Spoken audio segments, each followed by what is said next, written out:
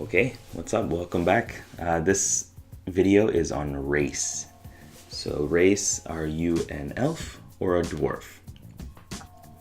Let's look at it. Technically, it's called attitude. And it's not like attitude, but it's a preference for how you interact with the world.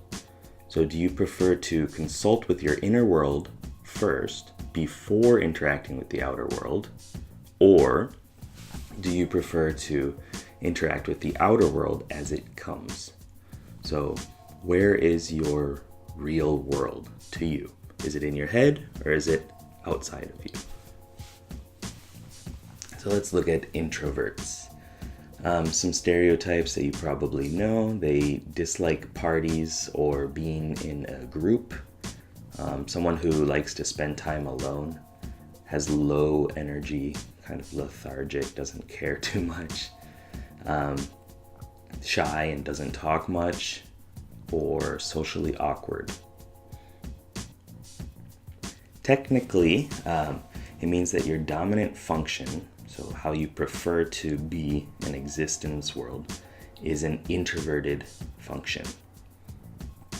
And introverted function is one that's turned inward and looks at your past experiences with similar situations and tries to build this base for understanding before acting. You're trying to get like an archetype or an impression before you interact with the actual thing. So you want to understand it first and then interact with it.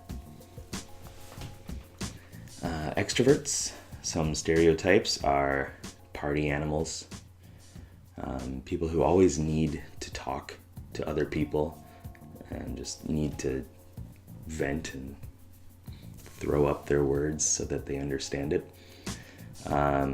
They hate quiet. They don't want to be alone.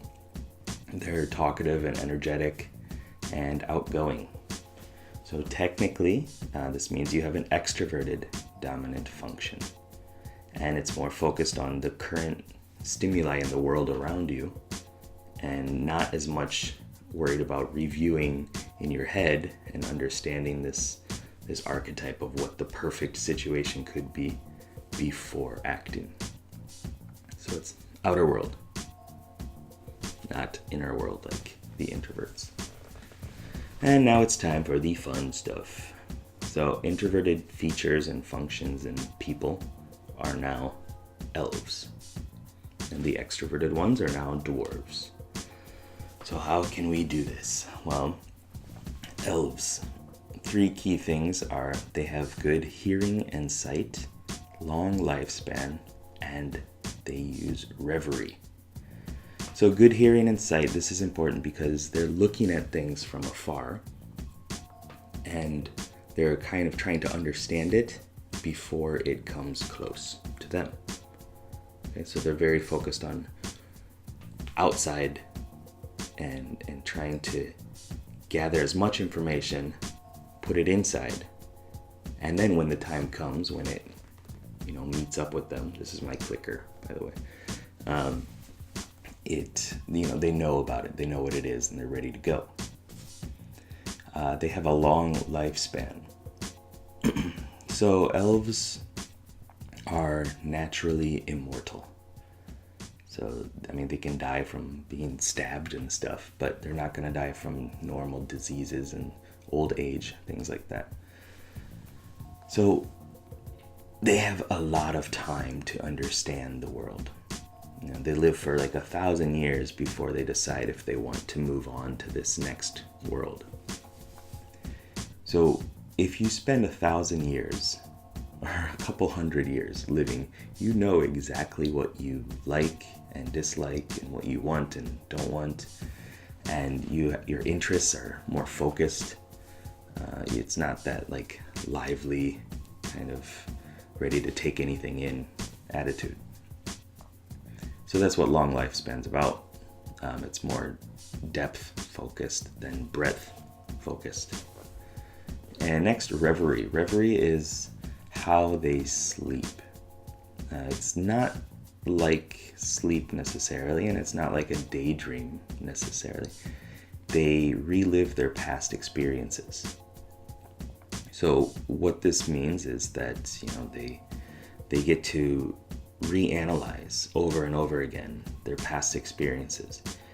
And you do that enough over 1,000 years or whatever it is, then eventually, you know really what is going to happen, or what the best situation could be. Or you have the idea of a perfect pineapple, because you've eaten it in real life, and then you've gone over it and reviewed it a bunch of times. I love pineapple, by the way. And then you just know what the perfect one could be, how juicy it should be, and the color and everything like that. So that's reverie. And reverie, combined with their long lifespan, makes this like deep hold of their experiences. So always bringing it back in and reviewing it again and again and again, and then using that to interact with the outer world. Next, dwarves, sturdy, short lifespan, and miners, blacksmiths, and treasure seekers. So elves were focused on their keen sight and hearing, but dwarves are, they have bigger hands, bigger noses, they're stout, kind of, sturdy. And this is because they don't work like elves. They want to actually interact with the thing itself. They need their big hands to be able to grasp it and control it and figure it out.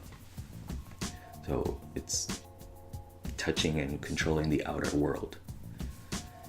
And also they have denser muscles and things like that, so they need more energy, and they just take the energy from the outer world, bring it in constantly, eating, drinking, bringing all this energy in to fuel themselves so that they can keep going. Shorter lifespan, they live about 250 years on average, which sounds like a lot for us, but compared to the elves, it's nothing, right? So because their lifespan is so much shorter, they have a broader focus of interests. They don't know exactly how things will happen based on their own experiences, because they just don't have enough experiences. Like I said, their focus is on taking more things in and understanding more things in the outer world, rather than all in their head and deep interest in things. And next, miners, blacksmiths, and treasure seekers. So they take the outer world and they play with it, and they mine it for the treasure inside of it, and then they build they build new items and new armor and things with it. So it's more about taking things that are in the outer world and putting them together and using them again in the outer world, making new systems and weapons and things like that. So, your quest. I want you to think about your personal style. Are you an elf or a dwarf? Are you introverted? Are you extroverted? It does not mean shy or outgoing, right? It's, where is your real world? In your head, or is it more outside of you? How about your family and friends and peers and anybody around you? Just constantly, the more you think about it, the easier it'll be to understand. And I would like you to choose at least 10 people and make a guess. And you have about a 50-50 shot. In the US, it's about 49.3% extroverted to 50.7% introverted, according to the Myers-Briggs.org website. Pretty surprising, actually. So, Last time, you just learned about elves and dwarves, or introverts and extroverts, or introverted functions, or extroverted functions, which is your mental wiring. We're going to get deeper and deeper into this as we go, so you'll get it. Thank you very much for watching, as always, and good luck, have fun.